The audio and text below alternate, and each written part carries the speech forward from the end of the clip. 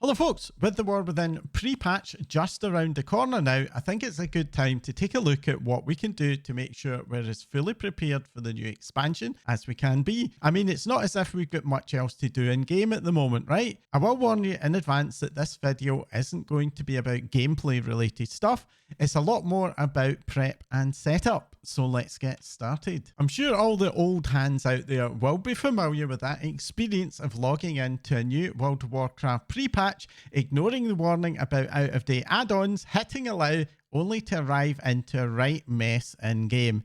New World of Warcraft expansions is where Blizzard makes the biggest changes to the game and the APIs that they provide to enable add-on developers to interact with the game, which means that most, if not all of your add-ons will be pretty broken unless there's an update for the new expansion. Most of the really big add-ons will of course have updates ready for day one, if not before, but for a lot of the smaller add-ons, many of those are created as a hobby by one-man band developers, many of whom have full-time jobs, real lives and kids, and that means not all of them will have had time to get their add-ons ready for the new patch. What this means is that it's pretty much inevitable that some of your add-ons won't be working day one. But there are some things that we can do right now to help reduce the impact that causes to our gameplay experience. This is without doubt probably the best time to clean house add-on wise, so I recommend taking a little bit of time out to go through your add-on list and look for any add-ons that you don't use,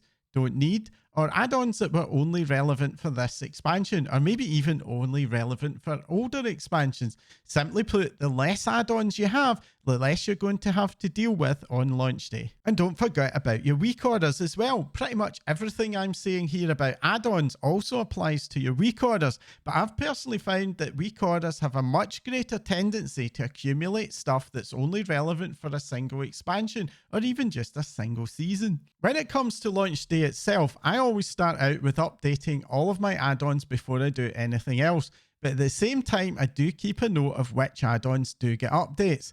I then log in with all add-ons disabled just once to make sure the game is actually working okay before I add those add-ins into the mix.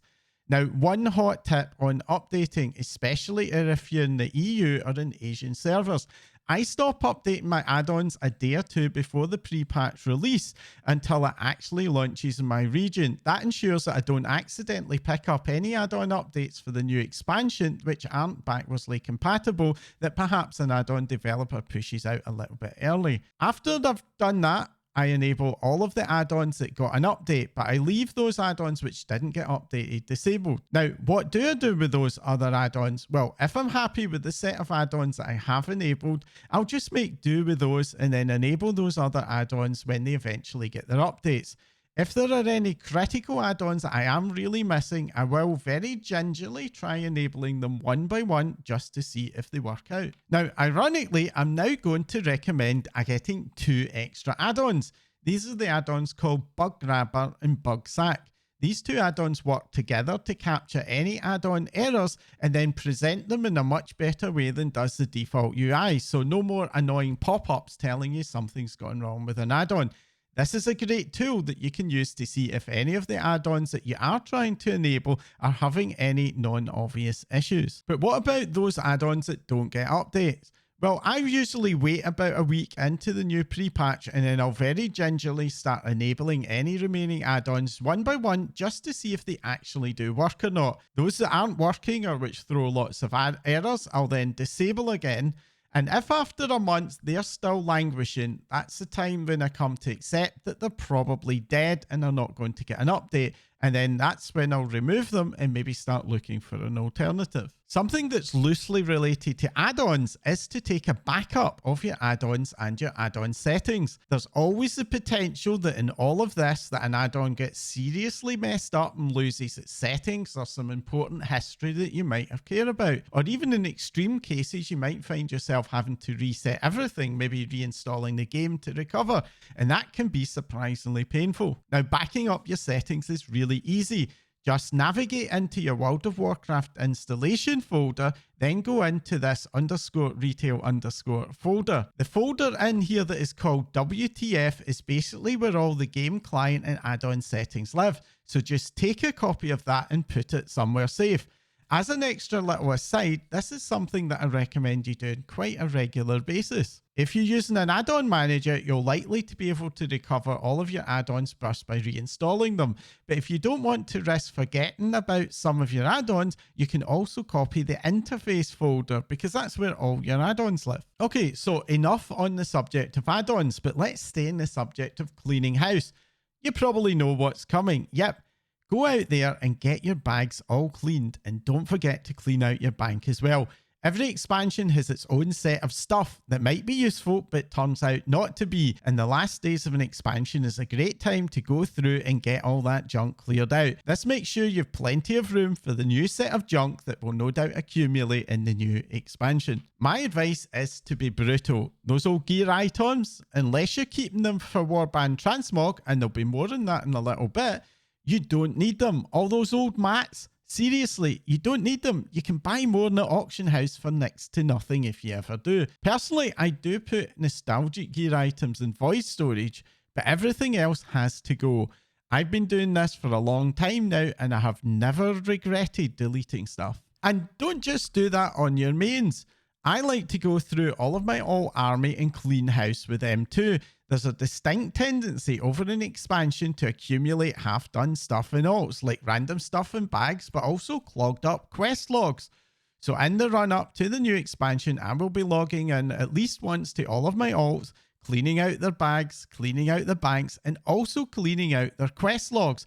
The only quests I ever keep around between expansions are old raid skip quests that are part done. Staying in the subject of alts, the new warbands feature will likely mean that alts are going to take a lot more prominence in the new expansion, and this may well mean that you'll be planning to either play more of your alts or perhaps to at least prioritize getting some of them leveled up. And that means this is a really good time to get the most important of your alts all ready to go with the leveling in early end-game campaigns. As an example, I like to move my alts somewhere sensible. Stormwind and Orgrimmar are great choices if you want them to be able to get going ASAP. Personally, even though I'm not a RPer, I actually like to move my alts into their home zones, for example Dwarfs and Ironforge, Void Elves and Telogris Group.